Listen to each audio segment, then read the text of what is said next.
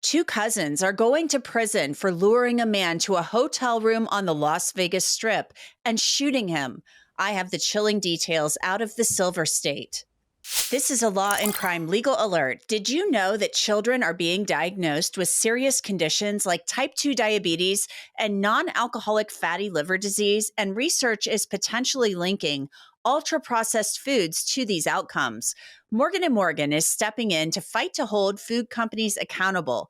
With decades of experience fighting large corporations, they are ready to stand up for families who deserve justice. If your child under age 21 has been diagnosed with type 2 diabetes or fatty liver disease, visit www.forthepeople.com/food to learn more.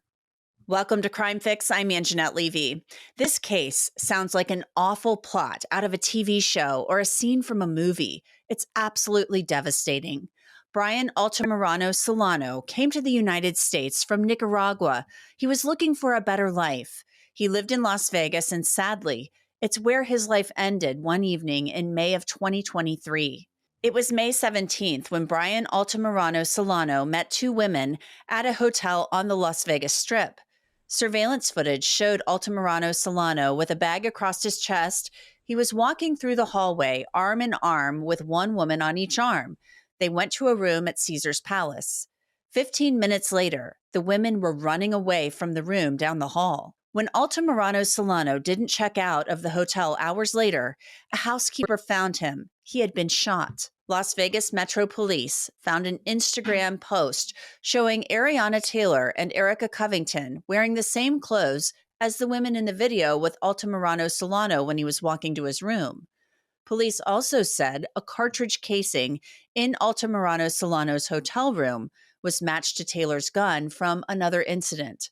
The two cousins, Taylor and Covington, were charged with robbing and murdering Brian Altamirano Solano within days. Now, as I mentioned, Brian Altamirano Solano came to the U.S. from Nicaragua looking for a better life, and this happened to him. He became the target of a robbery and murder. Then late last month, Erica Covington and Ariana Taylor accepted plea agreements, pleading guilty to second-degree murder and other charges. Taylor didn't speak, but Covington apologized to Altamirano Solano's family during the sentencing hearing. Solano's mother sadly told the court through an interpreter during the sentencing, "The pain that I felt was so deep.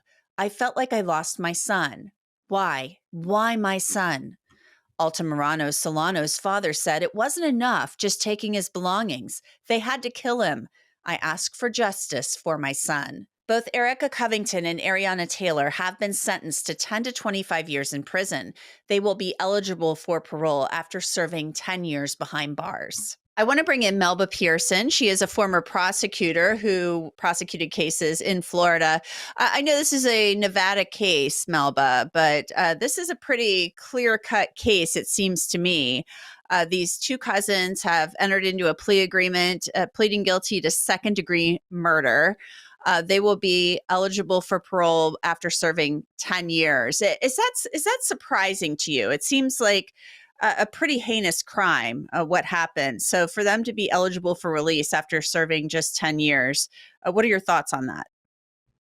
Yeah, so it's definitely my heart goes out to the victim's family because they are deeply grieving the loss of their loved one, and especially over something so senseless. But in terms of the sentence, it's not that unusual in terms of looking at the totality of the circumstances. It's possible that the family didn't want to have to go through an entire trial. It's possible that the two defendants had taken responsibility for their actions and were able as such to be able to craft this plea agreement for them to serve some time in prison, but then have that opportunity to potentially rebuild their lives and maybe make amends for the horrible things that they did.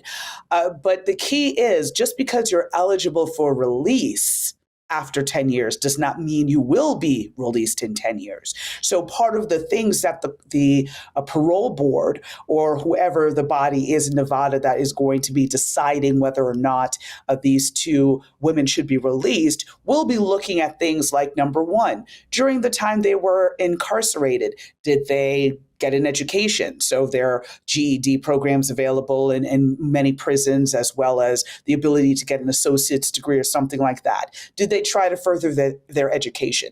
Did they engage in going to counseling or something along those lines? What positive things have they done to better their lives and their future during the time they were incarcerated? Did they get into fights? Did they cause problems? All of those things factor in. And if they did not act in a way that was appropriate or try to move their lives forward, it is unlikely that they would get out after 10 years and will more likely serve their entire sentence. Mm-hmm. Both, as you mentioned, they accepted responsibility. They did enter into this plea agreement. They pleaded guilty to the charge. So they did accept responsibility to a degree. But when this first happened and they were first taken into custody, apparently Ariana Taylor said that she had a really bad memory because she had been in a car accident.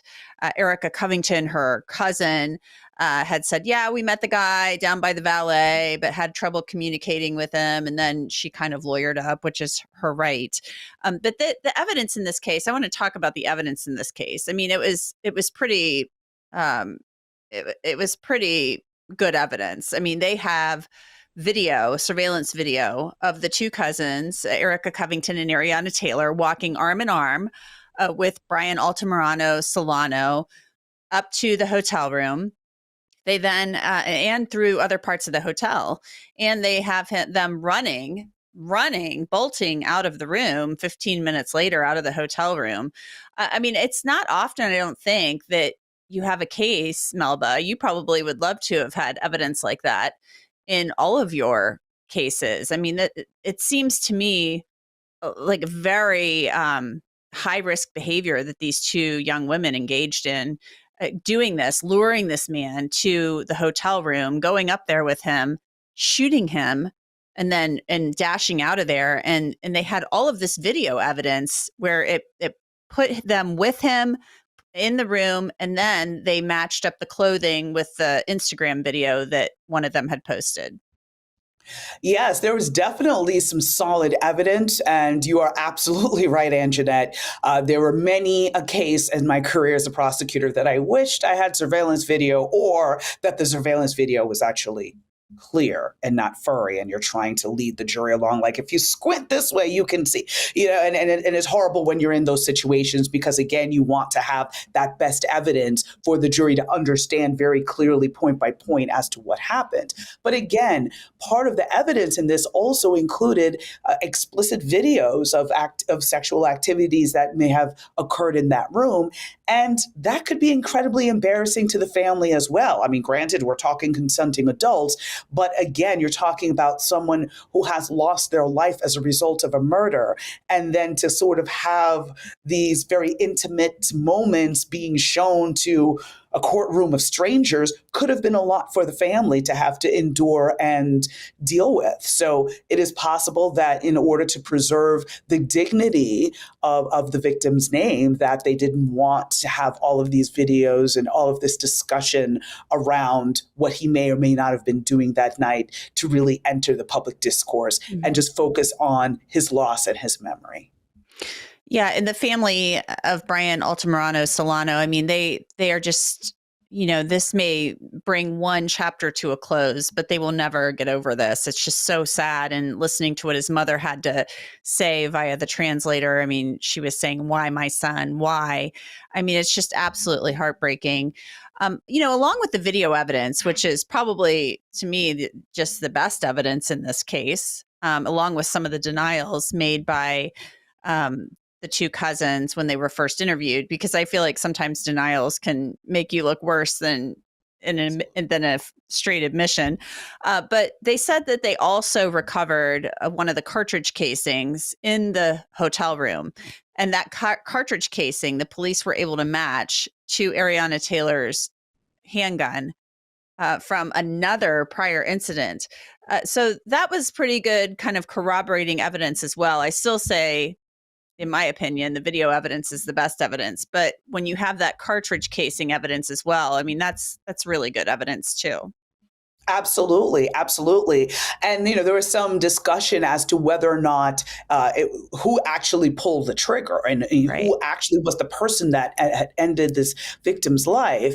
But again, when we think about it from the legal and the charging perspective, it's basically a conspiracy. If the two of you made a plan to go in and rob this person and death resulted, both of you are equally as culpable. It doesn't matter that you weren't the one to pull the trigger, you were involved. So the prosecution did not necessarily have to prove which one of the two cousins pulled the trigger. They just had to prove that it was literally one of them. The cause and manner of death was homicide, and the firearm and the casing was linked to the firearm, which was then linked to the defendant. So Yeah, and a lot of definitely. people don't quite understand that. I mean, that a lot of states have laws like that, whether you're in Nevada, Florida, anywhere else. If you're a part of it and you're there and you're present, you're just as guilty, even if you didn't pull the trigger. Absolutely, absolutely. And, to go back to a point that you made earlier, this was not only extremely high risk behavior because the victim would have been completely within his right to stand his ground. So if he had a firearm, this could have easily turned the opposite way, and both of them ended up getting shot. And sadly, I'd seen cases the same way where two people went to commit a robbery. The intended victim had a firearm and ended up killing one of the people that attempted to rob them. But then the defendant that was left behind ended up getting charged with their co-defendant's murder, basically.